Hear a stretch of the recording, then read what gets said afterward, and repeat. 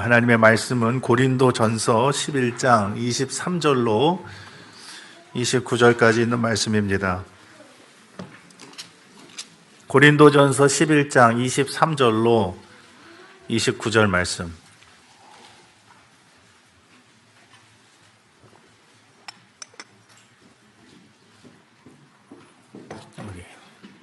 찾으신 줄 알고 고린도전서 11장 23절 봉독하겠습니다.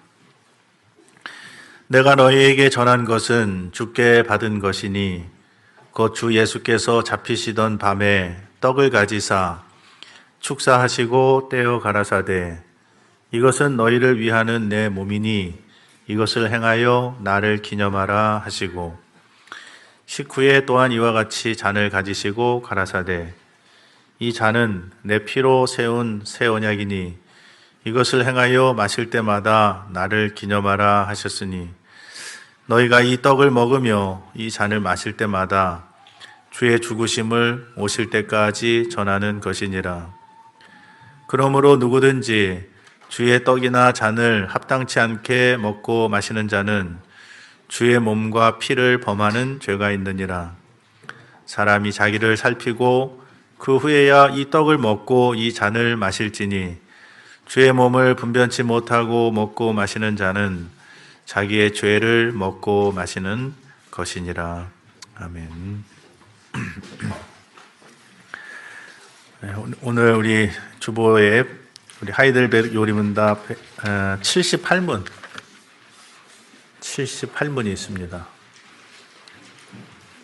펴서 제가 문제 읽고 여러분들이 답을 함께 우리가 다 같이 읽도록 하겠습니다. 78문, 제가 문제를 먼저 읽겠습니다. 떡과 포도주가 그리스도의 실제 몸과 피로 변합니까? 아닙니다. 세례의 물이 그리스도의 피로 변하는 것도 아니고 죄 씻음 자체도 아니며 단지 하나님께서 주신 표와 확증인 것처럼 주의 만찬의 떡도 그리스도의 실제 몸으로 변하는 것은 아닙니다.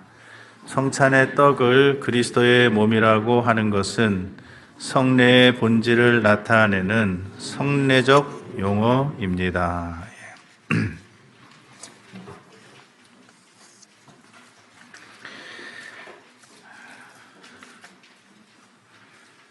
우리 하이델베르 요리문답 65문부터 우리 시편 찬송 뒤를 보시면은 65문부터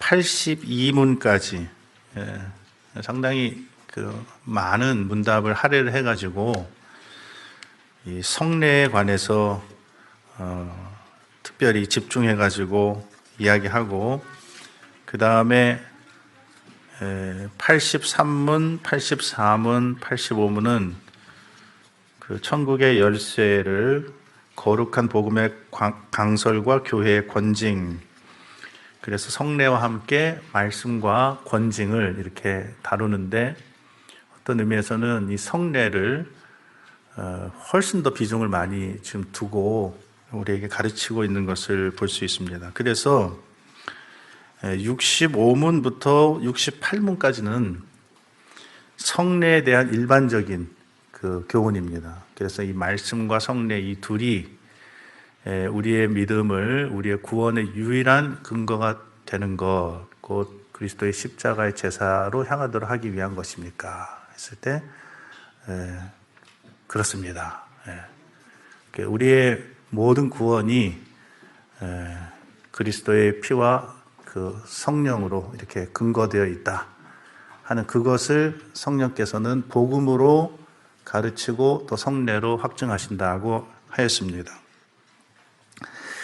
그리고 이제 69문부터 우리가 오랫동안 살펴봤던 74문까지가 그 세례에 관한 이야기고 그 다음에 75문부터 이제 마지막 82문까지가 성찬에 관한 문답입니다.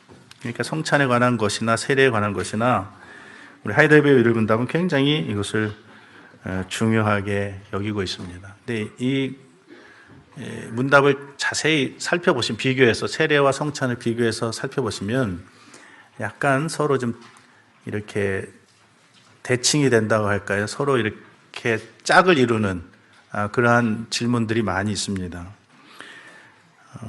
세례에 대해서 한참 이야기하면서 그 세례의 물로 씻는 것처럼 확실히 그리스도께서 자신의 피와 성령으로 우리를 씻으신다는 약속을 어디서 하셨습니까? 물어보면서 세례를 제정하실 때 이렇게 말씀하셨습니다.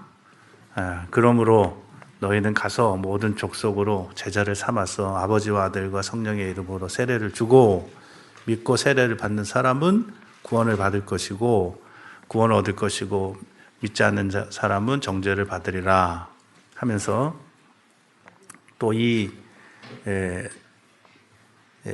성경이 세례를 가리켜서 중생의 씻음과 또 죄를 씻음이라고 말한 데에서도 그것을 통해서도 이 약속이 거듭 이제 확인된다 하는 것을 이야기합니다. 그러면서 세례를 이야기할 때 그러면 세례물로 씻는 것 자체가 그 세례물로 씻음이 곧 죄 씻음 자체입니까? 그럴 때 아닙니다. 세례물 자체가 우리의 죄를 씻는 것은 아니고 오직 예수 그리스도의 피와 성령만이 우리를 모든 죄에서 깨끗하게 합니다. 이렇게 이야기를 하거든요. 그러니까 오늘 우리 78문은 세례로 따지자면은 72문에 해당하는 것입니다. 세례물로 씻음이 곧 그 죄 씻음 자체입니까? 아닙니다. 그랬죠. 78문도 떡과 포도주가 그리스도의 실제 몸과 피로 변하는 것입니까? 또 아닙니다. 73문을 보면 그런데 왜 성령께서는 세례를 중생의 씻음과 죄를 씻음이라고 하셨는가? 하나님께서 그렇게 말씀하신 데에는 중요한 이유가 있습니다. 그렇게 말씀하셨죠. 우리가 다음 주에 살펴보게 될 79문도 똑같습니다. 그러면 왜 그리스도는 떡을 그의 몸이라고 하시고 잔을 그의 피라고 말씀하셨습니까? 그러니까 그 답은 그리스도께서 그렇게 말씀하신 데에는 중요한 또 이유가 있습니다. 대칭을 이루는 것을 볼 수가 있습니다. 그래서 이 부분 혹시 이제 어느 부서에서 암송하는지 모르지만 이 부분 암송할 때는 그 대칭을 생각하면서 암송을 하면 조금 더 나을 것입니다. 오늘 우리가 78문 읽었는데 하이델베르 요리문답 78문은 질문이 성찬에서의 그 떡과 포도주가 그리스도의 실제 몸과 피로 변하는 것이냐고 묻고 있습니다. 이 질문을 하는 이유는 예수님께서 성찬을 제정하시면서 우리가 그 77문에 살펴본 것처럼 떡을 가리켜서는 이것은 내 몸이다 이렇게 말씀하셨고 포도주를 가리켜서는 이것은 내 피다 이렇게 말씀을 하셨기 때문에 많은 사람들이 이 말씀을 오해한 연고로 이 성찬의 떡과 포도주에 대한 여러 이견들이 있기 때문에 오늘 이 78문이 특별히 위치하고 있습니다. 특별히 가톨릭 교회의 그 성찬관을 염두에 둔 질문이라고 생각됩니다. 왜냐하면 가톨릭 교회에서는 그리스도의 이 실제 몸과 피가 그 성찬에 임한다. 다시 말하면 성찬의 떡과 포도주가 그리스도의 실제 몸과 피로 변한다라고 하는 이 화채설을 여전히 주장하고 믿고 가르치고 있기 때문에 그렇습니다. 가톨릭 교회나 루터 교회나 개혁 교회나 공히 그리스도께서 성찬에 임재하신다라고 하는 것은 공히 믿습니다. 우리도 그리스도께서 성찬의 상에 함께 임재하여 계신다라고 하는 것을 우리도 믿습니다. 또 가톨릭 교회도 믿고 또 루터 교회도 믿습니다. 그러나 그리스도의 그 실제적 그 임재가 어떤 방식으로 이루어지느냐 하는 요 문제에 있어서 견해의 차이를 완전히 달리합니다. 그래서 오늘은 성찬에서의 그리스도의 임재, 관한 질문이 되겠습니다. 로마 가톨릭 교회는 그리스도께서 성찬에서 육체로 또 물리적으로 그리고 실제로 임재하신다고 가르칩니다. 부활하신 그리스도께서 어떻게 그의 실제 몸과 피로 성찬의 상에 임재하실 수 있단 말이오? 라고 우리가 묻는다면 그들은 이렇게 대답합니다.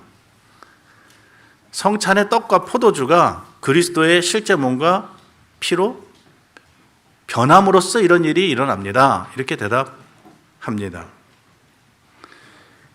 가톨릭 교회가 이렇게 주장할 수 있는 것은 예수님께서 성찬을 제정하실 때에 떡을 가리켜서는 이것은 내 몸이다, 포도주를 가리켜서는 이것은 내 피다 라고 말씀하셨기 때문에 문자 그대로 이것이 그리스도의 몸이고 이것이 그리스도의 피라는 것입니다. 어떻게 평범한 떡과 평범한 포도주가 그리스도의 실제 몸과 피로 바뀔 수가 있습니까? 라고 묻는다면 또 그들은 이렇게 대답할 것입니다. 성찬식에서 사제가, 이제 신부죠. 이제 캐톨릭에서는 신부가 그 성찬의 떡과 잔을 높이 들고 축성 이제 거룩하게 그 구별해서 봉헌하는 순간에 떡과 포도주라고 하는 그 폼, 그 형체, 거기에 딸린 모양, 맛, 냄새, 무게 이런 거는 그대로 있지만은 그 본질이 신비한 방식으로 그리스도의 실제 몸과 피로 변한다. 이렇게 대답합니다. 여러분들이 이해를 그대로, 그 형체는 그대로 있는데 본질이 바뀐다. 이렇게 주장한다는 겁니다. 예수님께서 성찬을 제정하실 때에 이것은 내 몸이고 이것은 내 피라고 말씀하셨으니 예수 그리스도의 그 능력으로 이 성찬의 떡과 포도주는 그리스도의 실제 몸과 피로 변화되어야 맞다. 이렇게 믿습니다. 신부의 축성에 의해 신부가 떡을 붙잡고 이것은 내 몸이니라, 이것은 그리스도의 몸입니다 라고 말할 때 그 신비한 방식으로 그 본질이 바뀌고 이것은 그리스도의 피입니다 라고 또 축성하면서 선언할 때 그것이 그리스도의 실제 그 물리적인 실제 피로 그 본질이 바뀐다라고 하는 것입니다. 그래서 이 견해를 화채설이라고 부릅니다. 그리스도의 실제 몸으로 본질이 바뀐다. 그래서 이 떡과 포도주를 매우 중요하게 다룹니다. 가톨릭 교회에서는 그 남은 떡이나 남은 포도주도 버릴 수가 없습니다. 성찬식이 끝나면 이게 축성된 떡과 포도주는 남은 것은 감실에다가 이렇게 보관을 하도록 되어 있습니다. 그러나 성찬의 떡과 포도주는 그리스도의 실제 몸과 피로 변하는 것은 아닙니다. 예수님께서 나는 포도나무요 라고 말씀하셨을 때 예수님이 문자 그대로 포도나무시다라고 하는 것을 의미하는 것은 아닙니다. 내가 또 생명의 떡이다라고 말씀하셨지만 문자 그대로 하면 예수님은 떡인데, 생명의 떡인데 예수님이 실제로 그 떡이다 그 말을 얘기하시는 것은 아닙니다. 그것은 그리스도가 어떤 분이신지 그 그리스도의 본질을 설명하기 위한 하나의 용어입니다. 그리스도께서 성찬을 제정하시면서 떡을 가지시고 이것은 내 몸이다, 또 이것은 내 피다 라고 말씀하신 것은 오늘 요리문답을 보면 이것은 성례적 용어라고 했습니다. 성례의 본질을 나타내는 성례적 용어다 이렇게 이야기합니다. 그럼에도 불구하고 가톨릭 교회는 예수님의 제정하신 이 성찬에서의 떡과 포도주를 그리스도의 실제 몸과 그리스도의 실제 피라고 해석함으로써 주님의 몸과 피에 대한 심각한 오해와 더 나아가서 모독을 불러 일으키게 되었습니다. 두 번째, 이에 반해서 루터는 공제설을 가르쳤습니다. 그러니까 루터가 종교개혁을 할 때 가톨릭 교회는 화채설을 주장하였지만 루터는 여기에 반박하였습니다. 실제적 임재는 루터도 믿었습니다. 칼빈도 믿었습니다. 그러나 그리스도의 실제 몸과 피가 그 떡과 포도주가 그리스도의 실제 몸과 피로 변하는 것은 아니라고 하였습니다. 그것은 미신적인 것이다. 그리고 그것은 사변적인 것이다. 그렇다면 루터 교회는 어떻게 그럼에도 불구하고 그리스도의 실제 몸과 그리스도의 실제 피가 성찬에 임하느냐라고 했을 때 그들은 이렇게 대답하였습니다. 그러니까 루터 교회는 화채설을 주장함으로써 그리스도의 실제적 임재를 주장하지는 않았지만은 공제설을 가지고 그리스도의 육체적 임재, 실제 육체적 임재를 가르쳤는데 어떻게 이런 일이 일어나는가 그러면 떡과 포도주가 변하지도 않는데 루터는 어떻게 가르쳤는가? 떡과 포도주의 실체, 본질에는 변화가 일어나지는 않지만 우리는 성찬의 떡과 포도주가 그리스도의 실제 몸과 그리스도의 실제 피로 바뀌는 것은 아니지만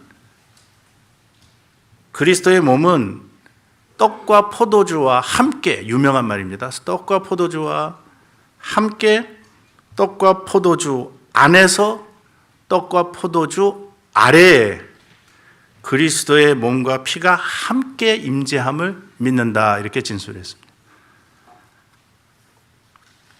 그래서 공제입니다. 함께 있다. 함께 있다. 떡과 함께 있다. 떡 안에, 떡 아래에 떡과 함께. 여전히 어렵습니다. 그리스도의 몸과 피가 어떻게 그렇게 있을 수 있느냐. 그러니까 루터가 이 공제설을 끝까지 주장했던 이유는 이것은 내 몸이니라 라고 하신 이 부분을 강조했기 때문에 그렇습니다. 이 부분이, 이게 주님의 말씀인데 여기에 그리스도의 몸이 거해야 된다. 그러나 이 떡과 포도주 자체가 바뀌는 것이 아니라 부활하신 그리스도께서 이 하나님의 말씀과 함께 선언되고 있는 이 하나님의 말씀과 함께 떡과 포도주 옆에 그리고 아래 그 안에 신비한 방식으로 함께 계신다.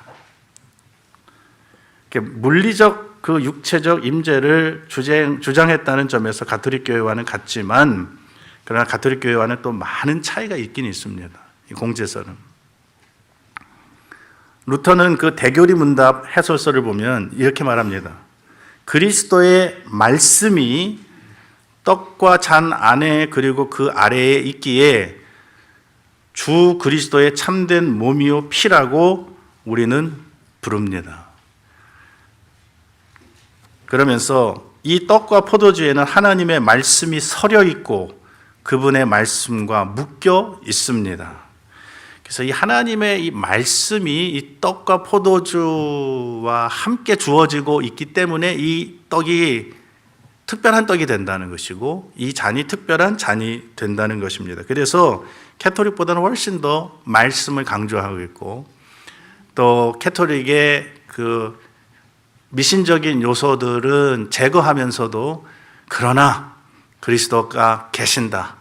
그리스도의 실제적 임재를 강조하였습니다.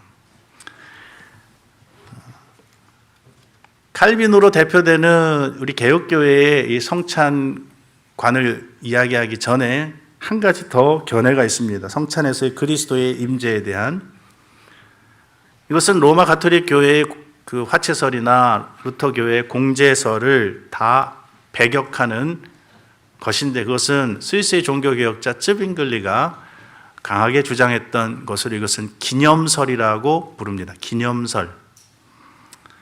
그리스도께서는 성찬에 그렇게 육체적으로 물리적으로 임하시는 것이 아니다. 화채설이나 공제설은 지나치게 신비적이고 미신적이다. 하나님의 말씀을 잘못 해석한 것이다. 나를 기념하라고 하시지 않았느냐? 나를 기념하라고 그랬으니까 이것은 그리스도의 실제 몸과 그리스도의 실제 피가 우리를 위해서 흘려졌음을 이 떡과 잔을 가지고 기념할 뿐이지 그리스도께서 실제로 임재하시는 것은 아니다. 그러니까 기념하는 면, 나를 기념하라라고 하는 이 말씀을 강조했습니다. 츠빙글리는. 그래서 이 성찬의 떡과 포도주는 그리스도의 실제 몸과 피라기보다는 그리스도의 실제 몸과 피에 대한 일종의 그림이다. 그림이다 이렇게 얘기했습니다. 그래서 그 그림을 보면서 우리는 그리스도를 생각하고 기념하고 그리스도께서 나를 위해 죽으시고 또 피 흘리신 것을 계속해서 생각하게 하는 것이라고 하였습니다. 이게 기념설입니다. 그러니까 이 성찬은 순전히 표다, 표이고 그리스도의 대속의 죽음에 대한 기념이기 때문에 이것은 내 몸이다라고 하는 이 말은 이것은 내 몸을 표시하는 것이다, 의미하는 것이다, 상징하는 것이다 이런 뜻으로 받아들여야 한다고 하였습니다. 우리가 뭐 여행 가면 뭐 기념품 사지 않습니까? 우리가 파리에 여행 갔다 그러면 뭐 예를 들어서 에펠탑에 그 미니어처를 사지 않습니까? 열쇠고리를 사든지. 그럼 그게 에펠탑은 아니죠. 에펠탑 자체는 아닙니다. 그러나 에펠탑을 기념하는, 생각나게 만드는 하나의 그 기념물인 것처럼 성찬의 떡과 포도주도 그 단순한 그런 기념이다. 이것을 이면을 강하게 강조한 분은 츠빙글리입니다. 그래서 이 견해를 기념설이라고 부릅니다. 그러나 우리 개혁교회는 이 세 가지 견해를 다 뒤로 하고 우리는 영적 임재설을 믿습니다.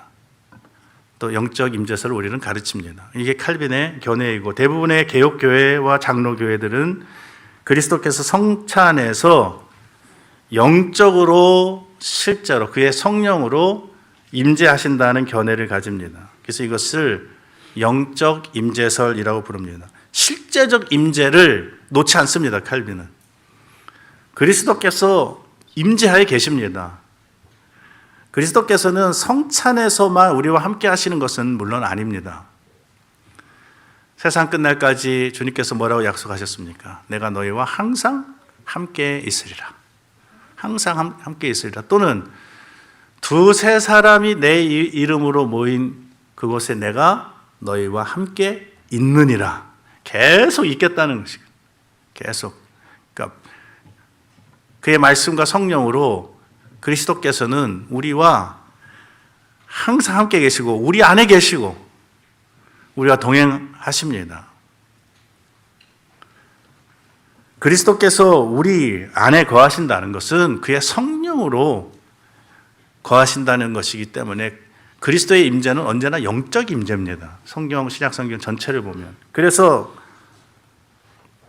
칼빈은 그래 기념하는 면이 있는 것 맞는데 그러나 임재를 버려서는 안 된다. 그래서 영적 임재설을 주장하였습니다. 그리스도께서 계시다, 우리와 함께 계시다. 특별한 방식으로 곧 그의 성령으로, 그의 말씀과 성령으로 성찬에 임재하십니다. 항상 우리와 동행하시지만 그러나 특별히 하나님께서는 성찬을 제정해 주셔서 성찬에 참여하는 우리가 그리스도의 이 임재가 얼마나 실제적이고 강력한 것인지를 경험하게 하셨습니다. 그래서 오늘 우리 요리문답을 보시면 떡과 포도주가 그리스도의 실제 몸과 피로 변합니까? 라고 물었을 때 답을 아닙니다 이렇게 이야기하고, 세례의 물이 그리스도의 피로 변하는 것도 아니고 죄 씻음 자체도 아니며 단지 하나님께서 주신 표와 확증인 것처럼. 확증, 여기 확증이라고 하는 이것은 하나의 보증, 하나의 징표를 얘기합니다. 징표. 그 독일어를 찾아보니까 판트라고 하는데, 판트. 그것은 우리가 이것을 가지고 가면, 지금은 이것을 내가 가지고 있을 때는 지금은 이 값을 못 받지만은 이것을 이제 돌려주면 그 값을 받을 수 있도록 확증하는 보증물. 그게 판트입니다. 하나님께서 주신 표와 확증인 것처럼 세례의 물이, 주의 만찬의 떡도, 또 포도주도 마찬가지죠. 그리스도의 실제 몸으로 변하는 것은 아니고, 여기 성찬의 떡을 그리스도의 몸이라고 하는 것은 성례의 본질을 나타내는 성례적 용어라고 그랬는데, 이것을 조금 그 원문에, 독일어 원문에 조금 더 가깝게 번역을 하면 이렇습니다. 성찬의 떡은 그리스도의 실제 육신을 지칭한다기보다는 성찬 예식에서 사용되는 용어입니다. 또는 성찬의 떡도 비록 그것이 성찬에서 그리스도의 몸이라는 용어로 불린다 할지라도 그리스도의 실제 몸으로 변하는 것은 아닙니다. 이 정도 뜻입니다. 그리스도께서 성찬에서 성찬을 제정하시면서 이것은 내 몸이다라고 말씀하신 것은 이 성례를 통해서 그리스도의 몸이 무엇이고 또 그리스도의 몸이 우리를 위하여 내어 주신 받은 몸이고 그리스도의 피는 우리를 위하여 흘린 피라는 것을 우리에게 확신시키고 더욱 훨씬 더 충만하게 선언하시기 위하여 제정하신 것이기 때문에 이 성찬을, 그 면을 우리에게 강조하시기 위해서 사용하신 성례적 용어이지 실제 그리스도의 몸으로 이것이 변화된다거나 그리스도의 실제 피로 변화되는 그 면을 말하는 것이 아니다는 것입니다. 세례에서 물이 이제 물로 씻는다라고 했을 때 물로 씻는다라고 하는 말이, 물로 씻어 깨끗하게 된다는 말이 그냥 그 세례에 물로 씻어서 우리의 몸이 깨끗하게 되는 것을 말하는 것이 아니라, 하이델베르 요린다에서 뭐라고 그랬습니까? 우리의 죄가 영적으로 씻겨지는 것이 우리의 몸이 물로 씻겨지는 것처럼 매우 실제적임을 신적 약속과 표로서 우리에게 확증시키려 하셨습니다. 이러지 않았습니까? 그것을 말합니다. 그리스도께서는 우리의 온 삶에 함께 계십니다. 임재하여 계십니다. 그의 성령으로 믿는 자 한 사람 한 사람. 그러나 그리스도께서는 특별히 성찬의 상에 우리와 함께 계시면서 역사하시고 우리의 믿음을 불러일으키시기도 하시고 굳세게 하시고 성령의 사역을 통해서 성찬을 믿음으로 받아들이는 모든 사람들에게 그의 은덕을, 그의 대속의 혜택들을 전달하여 주시며 우리의 믿음을 강화시키십니다. 그리스도께서 성찬을 제정하신 것은 그리스도를 그런 방식으로 기억하고 기념하고 감사하도록 하시려는 것입니다. 교회는 성찬에서 그리스도의 이러한 현재적 임재를 또한 기념합니다. 그리스도께서는 과거에도 이 땅에 우리와 함께 계셨습니다. 이 땅에 장막을 치시고 육신이 되어 우리 가운데 거하신 그 하나님의 아들의 성육신도 우리는 확신하고 실제로 그가 사람이 되어서 오셨다. 또 지금 부활하신 주님께서 우리와 여전히 함께 계시며 또 더 나아가서 오실 때까지 이것을 지키라고 그랬으니까 주님은 다시 오실 그 미래적 임재를 대망하면서 우리는 이 성찬에 참여합니다. 하나님께서는 예배 가운데, 특별히 성찬 예식 가운데 특별하게 임재하셔서 그의 백성들을 위로하시고 복음에서 말씀으로 우리에게 가르치신 그것을 성례를 통하여서 확신시키시고 확증하시는 일을 계속 하십니다. 그래서 성찬은 어떤 의미에서 우리가 그리스도의 임재를 가장 분명하게, 가장 확실하게, 가장 복된 방식으로 그리스도의 임재를 경험할 수 있는 곳이 성찬입니다. 성찬은 그러므로 그리스도께서 교회에 주신 보물들 가운데 하나였습니다. 예수님의 모든 사역과 모든 예수님의 삶과 죽음이 십자가를 향한 것이었고, 십자가로 나아가는 것이었고, 십자가를 중심하는 것이었고, 우리의 모든 믿음은 우리의 구원의 모든 근거가, 유일한 근거가 되는 것, 곧 십자가의 제사로 향해야 했습니다. 그래서 그리스도께서는 우리의 믿음이 그리스도의 십자가의 제사를 향하도록 말씀과 함께 이 놀라운 선물, 성례를 주셨습니다. 그래서 성찬은 그 성례, 두 성례 가운데 하나의 기둥입니다. 초대교회는 그래서 모일 때마다 주님의 명령을 따라서 이 떡을 떼며 성찬을 거행하였고, 그러면서 우리 죄를 위하여 죽임당하신 그리스도의 십자가의 죽음을 기념하고 그에게 감사하면서 그리스도를 전파하였습니다. 오늘날 이 성례가, 특별히 이 성찬이 많이 잊혀지고 경시되고 사람들이 성찬을 시행하려고 하지 않고, 성찬의 시행을 하더라도 이 성찬의 의미를 잘 알지 못하고 있기 때문에 복음에서 선포된 그 복음 약속을 굳게 믿는, 또 그 십자가의 제사로 우리의 삶이 계속 나아가도록 하는 이 면이 매우 약화되고 있는 것이 사실입니다. 초대교회 성도들의 신앙생활의 모습과는 너무나 다른 모습입니다. 오늘날 현대 그리스도인들은 주의 만찬에 대해서 무관심합니다. 성찬의 의미에 대해서도 무지합니다. 성찬을 자주 시행하지도 않고 있습니다. 이것은 말씀이 약화되었기 때문이라고도 말할 수 있습니다. 이것을 가르치지 않으니까, 이것을 설교하지 않으니까. 그러니까 자연히 사람들은 성찬에 대해서 점점 더 무관심해집니다.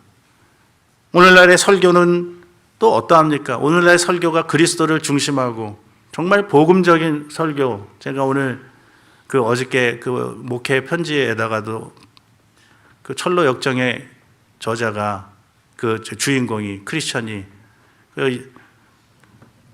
천성을 향해서 나아가는 그 순례의 길에서 제일 먼저 들어가게 된 그 집에서 본 초상화, 해석자의 집에서 본 초상화, 그 설교자의 초상을 보았습니다. 그 설교자, 그 초상화에 그려져 있는 그 설교자의 초상은 두 눈은 하늘을 바라보고 있었고, 두 손에는 이 세상에서 가장 거룩한 책이 들려져 있었고, 그의 입술에는 진리의 말씀으로 가득 차 있었고, 그의 머리에는 황금 면류관을 쓰고 있었고, 그는 온 세상을 향해서 무언가 간절하게 외치듯이, 죽어가는 영혼들을 향해서 외치듯이 하는 그런 모습으로 세상에 서 있었다고 했습니다. 그러면서 그 해석자는 이러한 신실한 설교자, 이러한 신실한 설교자야말로 당신이 천성을 향하여 나아감에 있어서 당신의 길잡이가 되도록 하나님께서 승인하신 유일한 사람인데, 이 사람이 바로, 저 초상 속에 있는 사람이 바로 그 사람인데, 그는 바로 신실한 설교자다. 그의 말을 잘 들으라. 신실한 설교자는 천에 하나 나올까 말까 한 귀한 사람이다. 라고 권면하였습니다. 오늘날 복음을, 그 복음의 정수를 잘 신실하게 가르치고 설교하는 이 설교가 많이 약해지고 흐려졌기에, 복음이 흐려졌기에 성례도 그 빛을 많이 잃어가고 있는 것이 어쩌면 당연한 일일 것입니다. 오늘 우리 하이델베르 요리문답 78문에서 떡과 포도주가 그리스도의 실제 몸과 피로 변합니까? 이것은 우리가 성찬의 의미를 알고 성찬의 상에 참여하는 데 있어서 매우 중요한 문답입니다. 성찬의 떡을 그리스도의 몸이라고 하는 것은 성례의 본질을 나타내는 성례적 용어입니다. 그러면 왜 헷갈리게 그리스도께서는 왜 성찬을 시행하면서 이것은 내 떡, 이것은 내 몸이고 이것은 내 피라고 하셨습니까? 79문에서 묻습니다. 그리스도께서 그렇게 말씀하신 데는 중요한 이유가 있습니다 라고 하면서 그 의미를 조금 더 79문에서 우리가 더 살펴보게 될 것입니다. 여하튼 오늘 우리가 하나님께서 제정하여 주신 이 거룩한 이 성찬, 이 성찬의 예식에서 사용되는 성찬의 두 요소, 성찬의 떡과 포도주가 왜 그리스도의 몸과 실제 피가 아니면서도 그리스도의 몸이요 피라고 불리는가? 그리고 우리는 그리스도의 성찬에서의 그리스도의 임재를 어떻게 이해해야 하는가 하는 것을 우리가 배웠습니다. 이제 성찬에 참여할 때에 이 내용들을 우리의 마음에 담아두고 하나님의 표 확증으로 주셨다고 그랬습니다. 하나님의 표 확증, 그리스도의 실제 몸과 실제 피가 우리를 위하여 행하신 것이 무엇인지를 나타내도록 하시기 위해서 우리에게 주신 이 성례의 두 요소를 바르게 알고 이 성찬에 참여하는 우리 모두가 다 되어야 할 것입니다. 기도하시겠습니다. 하나님 아버지, 성찬의 떡과 포도주를 그리스도의 몸과 그리스도의 피라고 말씀하신 이유가 무엇이며, 또 우리는 성찬에서 그리스도가 우리와 함께 계시고 특별한 방식으로 복음의 약속을 확신시켜 주고 계시다는 이 사실을 하이델베르 요리문답을 통하여 교훈받게 하셨사오니 하나님의 말씀이 점점 흐려지고 십자가의 제사로 우리의 믿음이 잘 향하지 못하고 또 성례를 통해서 그것을 잘 확인받지 못하는 이러한 여러 가지로 어지러운 이 세상 가운데에서 또 이 신앙의 여러 혼란한 가운데에서도 복음의 본질을 늘 굳게 붙들고 말씀과 함께 우리에게 주신 이 귀중한 선물인 이 성례를, 특별히 이 성찬을 참 복되고 바르게 잘 시행할 수 있는, 또 사용할 수 있는 저희들이 다 되게 하여 주시옵소서. 예수님의 이름으로 기도하옵나이다. 아멘. 찬송가 540장입니다. 찬송가 540장. 예배 후에 우리 장로님들은 잠깐만 4층에서 잠깐만 우리 모이도록 하겠습니다. 찬송가 540장.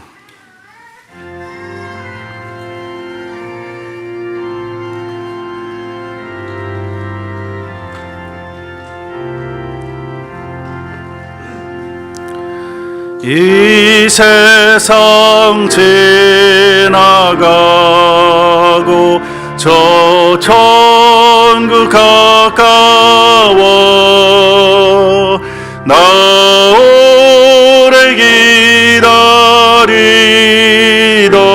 그 영광 보인다.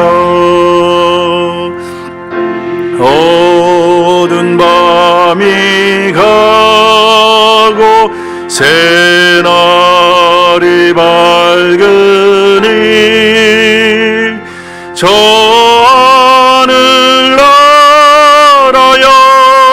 영광 참 밝게 빛난다.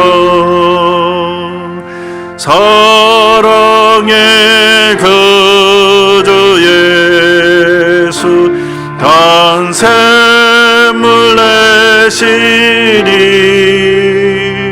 목마른 나의 영이 이 샘물 마신다. 이 세상 사는 동안 내 생수 되시고 그 나라에 이르러서 내 기쁨 되신다. 내 주의 크신 은혜 그 깊은 사랑이 내 평생 사는 동안 늘 차고 넘친다. 천국에 이르러서 그네 고마워 주 보좌 앞에 나가 늘 찬송하리라.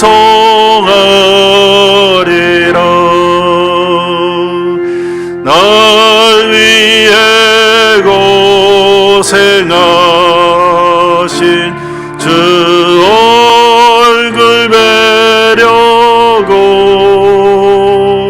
내 갈 길 험악하나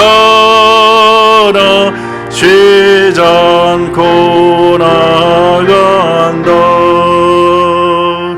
주 예수 신랑처럼 날 기다리시니 큰 영광 중에 나가 주 얼굴 뵈리라.